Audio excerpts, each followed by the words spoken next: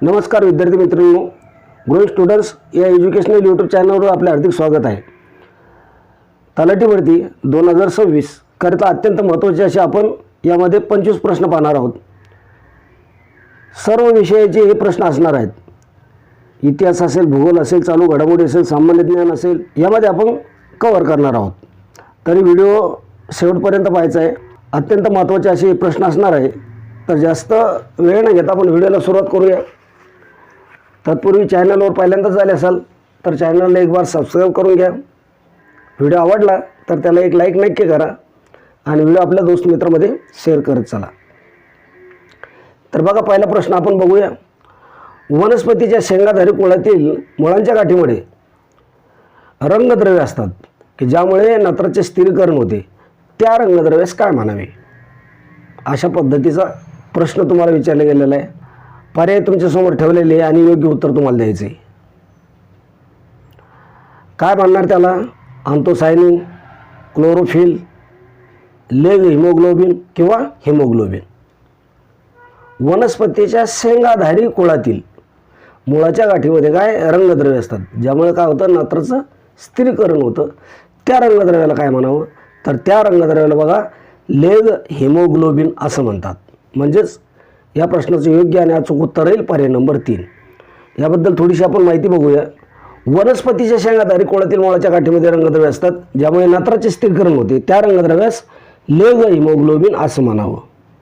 कारण काय, तर हे ऑक्सिजन वाहक आहे आणि हिमोग्लोबिन आहे जे शेंगयुक्त वनस्पतीच्या नायट्रोजन फिक्सिंग रूट नोडल्समध्ये आढळतात।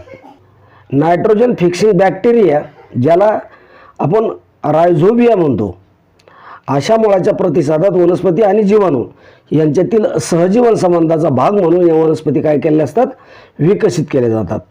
आता लेग हिमोग्लोबिन हे काय आहे, तर हे नायट्रोजन स्थिरीकरणासाठी शेंगायुक्त वनस्पतीच्या मुळांच्या गाठीमधील महत्त्वाचे रंगद्रव्य आहे। हे नायट्रोजन फिक्सिंग एन्झाईम सिस्टीमला ऑक्सिजनपासून संरक्षण करतं आणि जे वातावरणातील नायट्रोजन फिक्सिंग एन्झाईम सिस्टीमला हानिकारक आहे। सायनोबॅक्टेरिया आणि लाल शेवाळामध्ये उपस्थित रंगद्रव्ये फायकोसायनिन आणि फायकोएरिथ्रिन हे आहेत।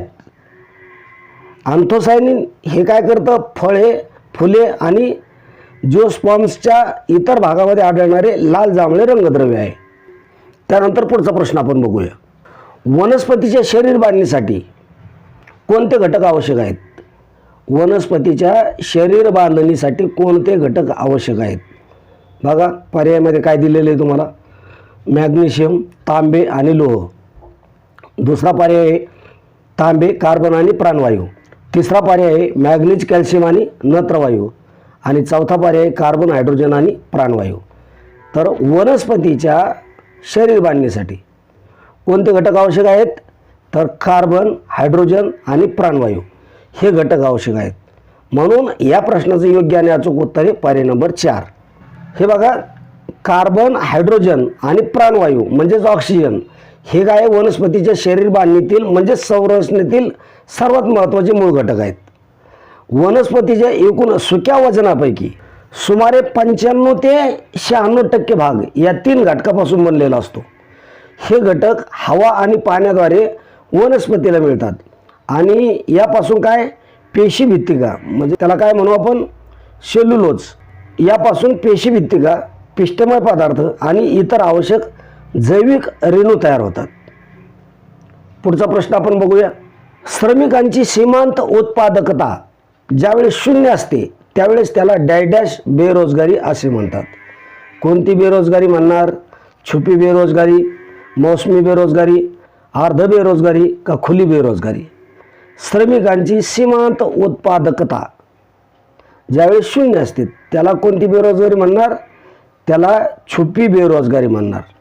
म्हणजेच पर्याय नंबर 1 हे या प्रश्नाचे योग्य आणि अचूक उत्तर आहे। यावर आपण थोडंसं विश्लेषण बघूया। बघा, छुपी बेरोजगारी काय आहे, यालाच प्रच्छन्न बेरोजगारी किंवा लपलेली बेरोजगारी असंही म्हणतात। ही अशी परिस्थिती आहे की जिथे एखाद्या कामात गरजेपेक्षा जास्त श्रमिक गुंतलेले असतात।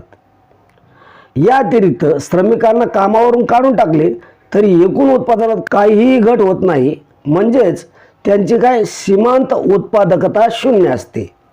ही प्रामुख्याने काय भारतीय कृषी क्षेत्रात मोठ्या प्रमाणावर आढळते. छुपी बेरोजगारी. पुढचा प्रश्न आपण बघूया. लोकसभा आणि राज्यांच्या विधानसभामध्ये महिलांना 33% आरक्षण डॅशच्या घटनादुरुस्तीमध्ये मंजूर करण्यात आले. म्हणजे कोणत्या घटनादुरुस्तीत मंजूर करण्यात आलेलं आहे? लोकसभा आणि राज्यांच्या विधानसभामध्ये महिलांना 33% आरक्षण. 73वी घटनादुरुस्ती, 75वी घटनादुरुस्ती, 106वी घटनादुरुस्ती किंवा 101वी घटनादुरुस्ती. कोणत्या घटनादुरुस्तीमध्ये हे विधेयक मंजूर करण्यात आलेले आहे? तर 106वी घटनादुरुस्ती. म्हणजेच पर्याय नंबर 3 हे या प्रश्नाचं योग्य आणि अचूक उत्तर असेल. संसदेत मांडण्यात आलेले हे 128वे घटनादुरुस्ती विधेयक होते. आणि या कायद्याचं नाव काय आहे असा जर प्रश्न आला तर त्याचं नाव आहे बघा, नारी शक्ती वंदन अधिनियम. कोणतं? नारी शक्ती वंदन अधिनियम. पुढचा प्रश्न आपण बघूया. भारतीय राज्यघटनेचा मूलभूत वैशिष्ट्य सिद्धांत सर्वोच्च न्यायालयाने कोणत्या प्रकरणात मांडला होता? राज्यघटनेचा मूलभूत वैशिष्ट्य सिद्धांत सर्वोच्च न्यायालयाने कोणत्या प्रकरणात मांडला होता? प्रकरण दिलेले तुम्हाला काय?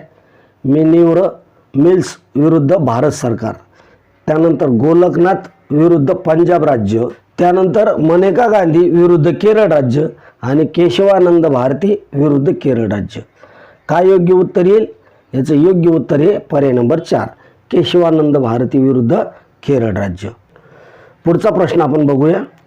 घटनेच्या कोणत्या कलमान्वये जम्मू काश्मीरला विशेष दर्जा देण्यात आला होता जो 2019ला रद्द करण्यात आला? कोणत्या कलमान्वये? कलम तुम्हाला विचारलेले आणि 4 कलम तुम्हाला दिलेले. कलम 35, कलम 356, कलम 352, कलम 370. घटनेच्या कोणत्या कलमान्वये जम्मू काश्मीरला विशेष दर्जा देण्यात आला होता जो 2019ला रद्द करण्यात आला? त्याचं योग्य उत्तर सर्वांना माहीत असेल, कलम 370. कलम 370 या कलमान्वये जम्मू काश्मीर राज्याला स्वतःची स्वतंत्र राज्यघटना, वेगळा ध्वज आणि स्वायत्तता म्हणजे विशेष दर्जा देण्यात आली होता. परंतु 5 ऑगस्ट 2019 रोजी केंद्र सरकारने संसदेमध्ये ऐतिहासिक निर्णय घेऊन या कलमातील बहुतांश तरतुदी निष्प्रभ केल्या. पुढचा प्रश्न आपण बघूया. वस्तू आणि सेवा कर यामुळे अशी व्यवस्था बदलते. कशी व्यवस्था बदलते बघा? GSTमुळं. मला 4 विधानं दिलेली आहे आणि त्याच्यावर तुम्हाला प्रश्न विचारलेले. उत्पादन आधारित ते उपभोग आधारित, उपभोग आधारित ते उत्पादन आधारित, राष्ट्रीय आधारित ते स्थानिक आधारित आणि स्थानिक आधारित ते राष्ट्रीय आधारित. यावर तुम्हाला 4 पर्याय दिलेले आहे. योग्य पर्याय आपल्याला निवडायचा आहे. अ विधान योग्य आहे, ब आणि ड विधाने योग्य आहेत, क विधान योग्य आहे, अ आणि क विधाने योग्य आहेत. मग कोणतं विधान योग्य? या 4 विधानापैकी योग्य विधाने उत्पादन आधारित ते उपभोग आधारित, म्हणजेच पर्याय नंबर 1 अ विधान योग्य आहे. पुढचा प्रश्न आपण बघूया. भारतासारख्या विकसनशील देशात राष्ट्रीय उत्पन्न मोजण्यात खालीलपैकी कोणत्या अडचणी आहेत? राष्ट्रीय उत्पन्न मोजण्यात खालीलपैकी कोणत्या अडचणी आहेत?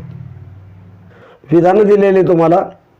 असंघटित आणि विखुरलेले उत्पादन, निर्वाह शेती, पेशा सांख्यिकी आकडेवारीची उपलब्धता आणि निरक्षरता.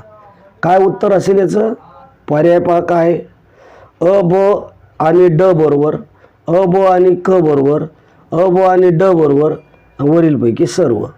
तर योग्य उत्तर काय? अ ब आणि ड म्हणजे असंघटित आणि विखुरलेले उत्पादन, त्यानंतर निर्वाह शेती आणि निरक्षरता. म्हणजेच योग्य उत्तर काय येईल त्याचं? पर्याय नंबर 3 अ ब आणि ड बरोबर. पुढचा प्रश्न बघा काय? होर्मुझ समुद्रधुनी पर्शियन आखाताला कशाशी जोडते? होर्मुझ समुद्रधुनी पर्शियन आखाताला कशाशी जोडते? ओमनचे आखात, एडनचे आखात, अकाबाचे आखात, सुएझचे आखात. काय उत्तर असेल? पर्याय नंबर 1 ओमानचे आखात. होर्मुझ समध्वनी पर्शियन आखाताला कशाशी जोडते तर ओमानच्या आखाताला जोडते. होर्मुझची समुद्रधुनी ही उत्तर पूर्वेला इराण आणि दक्षिण पूर्वेला संयुक्त अरब अमिराती व ओमान याच्या दरम्यान आहे. यांची भौगोलिक जोडणी कशी आहे तर ही समुद्रधुनी पर्शियनचे आखात आणि ओमानचे आखात यांना एकमेकाशी जोडत ओमानच्या आखातातून पुढे अरबी समुद्रात रस्ता जातो. पुढचा प्रश्न आपण बघूया. भारत सरकारच्या खालीलपैकी कोणत्या योजनेअंतर्गत गुरांसाठी पहिला उष्णता निर्देशांक आधारित विमा तयार करण्यात आला? काय योग्य उत्तर असेल? कृषी सुरक्षा विमा योजना, पशु विमा योजना, सरल कृषी विमा किंवा प्रधानमंत्री जीवन ज्योती विमा योजना.